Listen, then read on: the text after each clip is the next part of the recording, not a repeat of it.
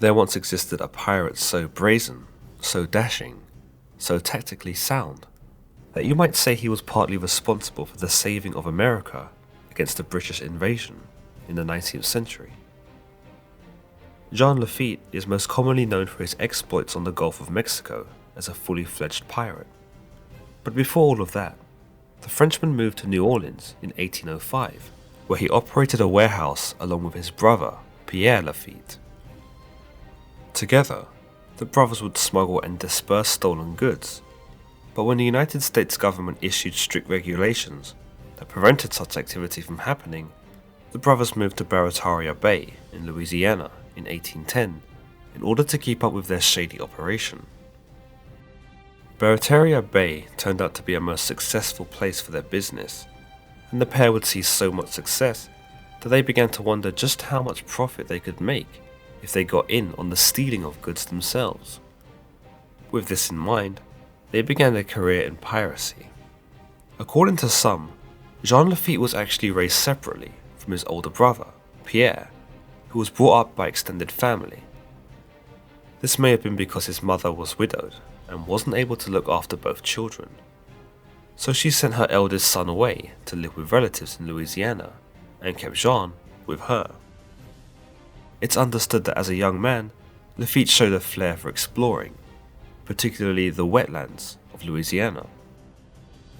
It's through this exploration of the terrain that Jean Lafitte one day claimed that he had more accurate knowledge of every inlet from the Gulf than any other man. He would be reunited with his brother later on in life, only to find that Pierre was now a privateer. They would wind up working together, with Pierre obtaining the merchandise from boarded ships and Jean selling it through a warehouse in New Orleans.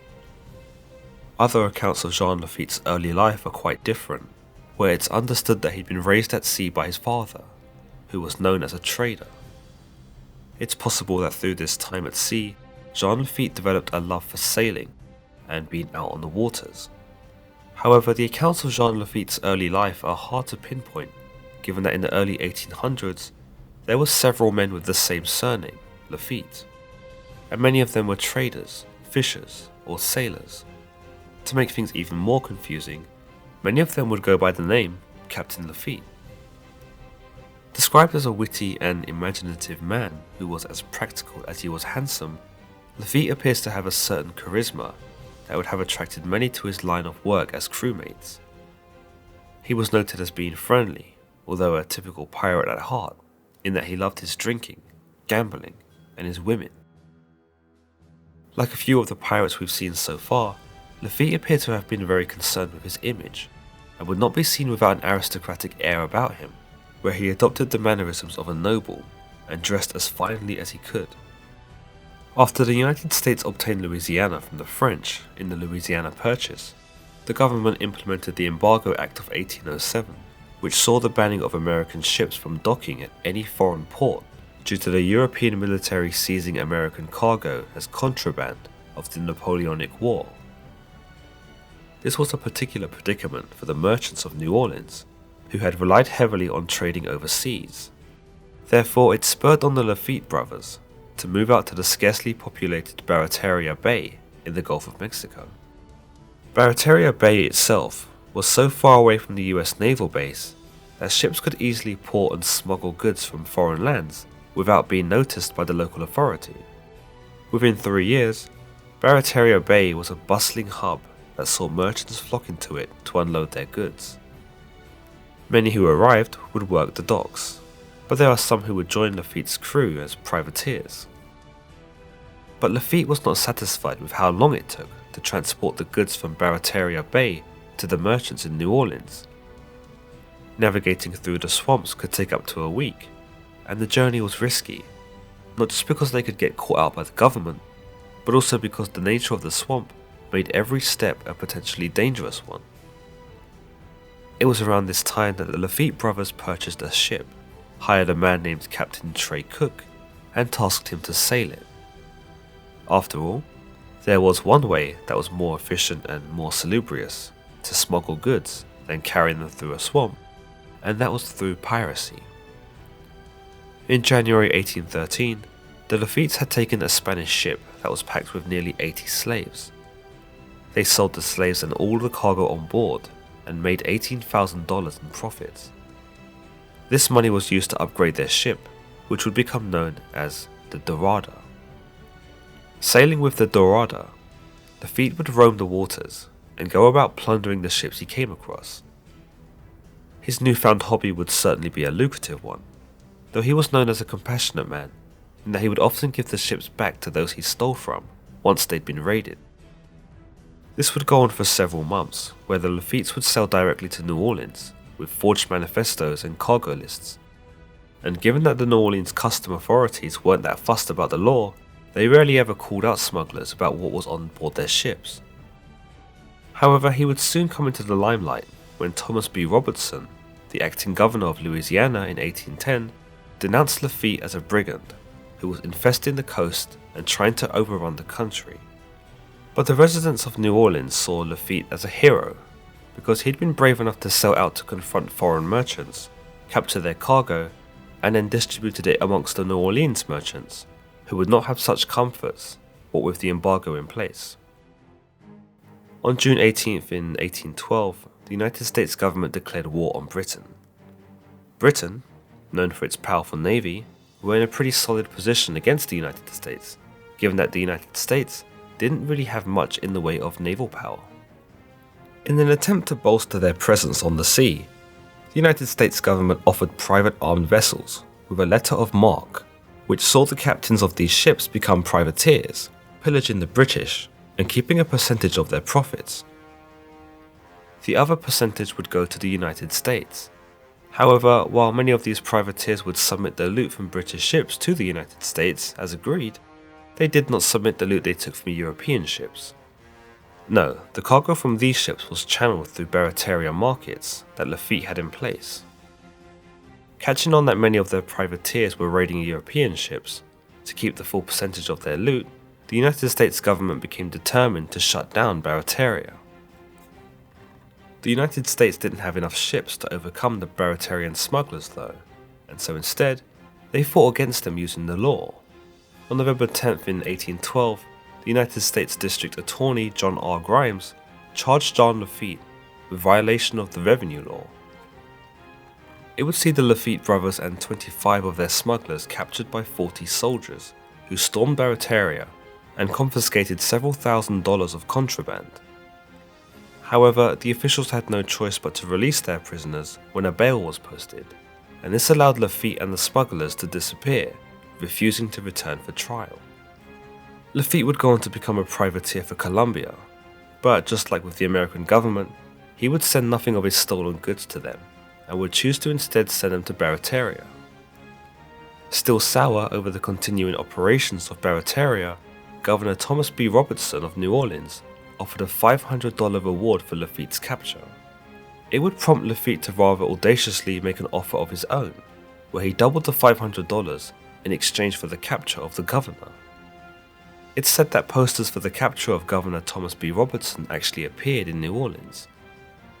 During the same year, unfortunately, for the Lafitte brothers, the older brother Pierre was captured and imprisoned. With his brother in jail, Jean Lafitte carried on with the piracy and smuggling, but in the coming months, the presence of the British Navy began to be felt as their patrols reached the Gulf of Mexico. On September 3rd, the British engaged Lafitte's ship as he was returning to barataria, and they were able to ground it. The crew were helpless, and so had no choice but to wait with anticipation as the British ship began to enclose on them. However, the British raised a white flag, and would send a few of their men to meet the pirates midway in a small dinghy. The British commander explained that he wished to speak with Lafitte, the leader of barataria. Having not recognized him yet, Lafitte invited him and his men to the island of Barataria. Upon arriving, Lafitte had the British men surrounded by his pirates, and it is only then did he reveal himself. The British commander was quick to explain that they had come with a proposition, that they wished for Lafitte to fight alongside them against the Americans, given that they'd heard of his exploits and knew that he knew the waters in the Gulf better than anyone. It was also quite the lucrative offer, where if Lafitte accepted, he and his men would receive a British citizenship, as well as land grants. All they had to do was surrender the loot that they had stolen from the British ships and their allies, and promise to come to their aid against the Americans. When Lafitte didn't jump at the idea, the commander continued that if he didn't take the offer, the British would level the island of Barataria to dust. Lafitte told the British he would need a few days to consider their offer. When the British turned their backs, he would then alert the United States of the offer that he had been made, given that he wanted to side with the Americans. If Lafitte had joined the British, it would have been devastating for the United States, given that Lafitte, who was a great commander, would be in charge of a superior military power.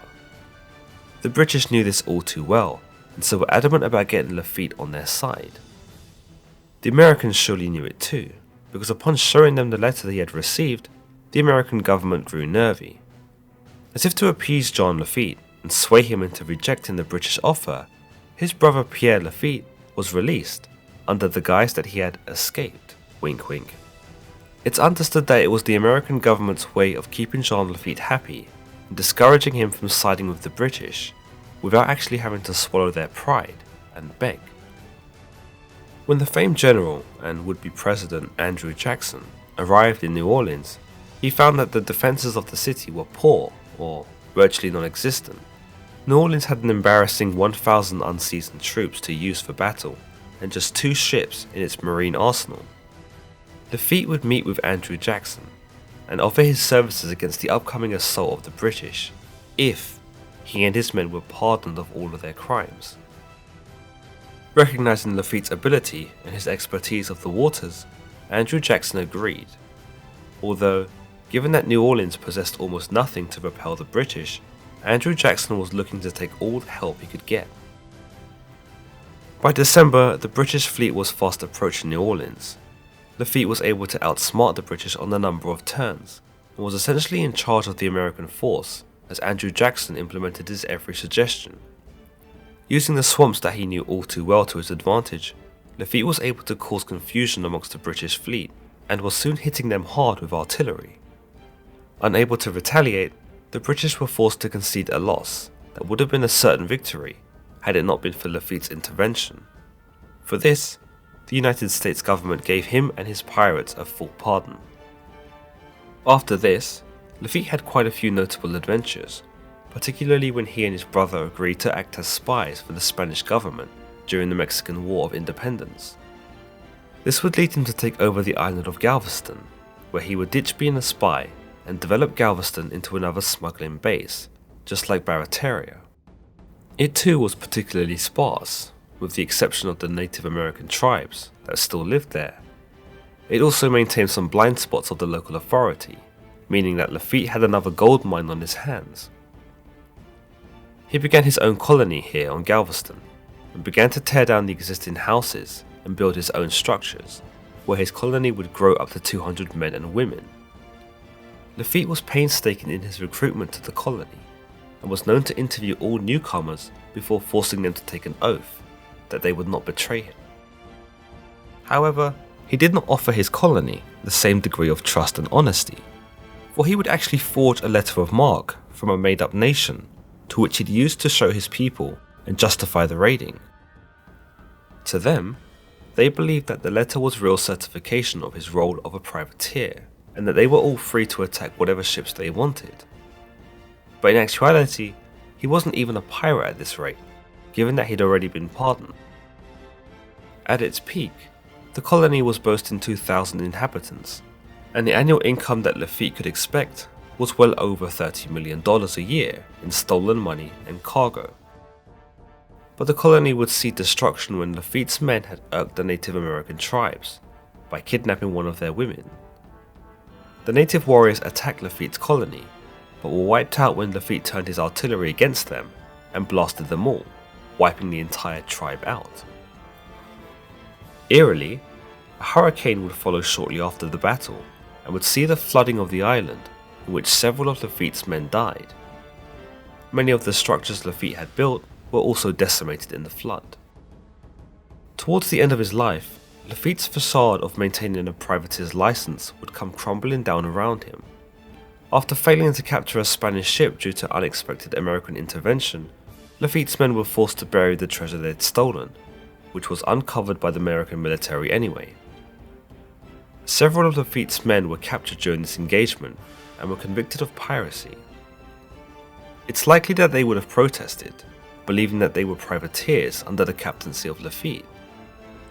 While their fate is unknown, it's likely that they were hanged for piracy, even though they were technically innocent, because they were acting under the assumption that they were privateers and not pirates. Lafitte was eventually forced to acknowledge that he was not commissioned by any country to be a privateer, and that himself and his crew were indeed pirates. Almost half of the crew were understandably outraged at this, and refused to go with him any further. Seemingly understandable of his crew's disgust, Lafitte agreed to let them take the biggest ship, the General Victoria, and set sail away from him. However, that same night, Lafitte and the other half of the crew, who didn't mind being pirates, stormed the ship, destroyed its sails and masts, and ruined the ship's credibility. While they left the crew unharmed, it demonstrates the mentality of Lafitte at this time, that he had either lost his temper with his crew deserting him, or was simply so sore over their judgment of him that he wasn't in the mind to give them anything, let alone a ship to escape with. He and his pirate crew would continue to take Spanish ships in the Gulf of Mexico, and would often return to their island in New Orleans to unload cargo. But pretty soon, the United States Army began to increase patrols around the Gulf of Mexico in an attempt to reduce the number of pirates in the region. Lafitte was apprehended here on the Gulf of Mexico after a botched ransom attempt of a Spanish vessel he had captured. The American forces ambushed him, captured him and his crew, and jailed them all. However, in November 1821, Lafitte miraculously escaped his cell. After a few more failed excursions in Cuba, before Cuba banned all forms of pirating, Lafitte would make his way to Colombia, where he finally earned official commission to sail as a privateer. It would be on the fateful night of February 14th in 1823 when Lafitte was sailing on the coast of the Republic of Honduras. He encountered two Spanish merchant ships and immediately wanted them.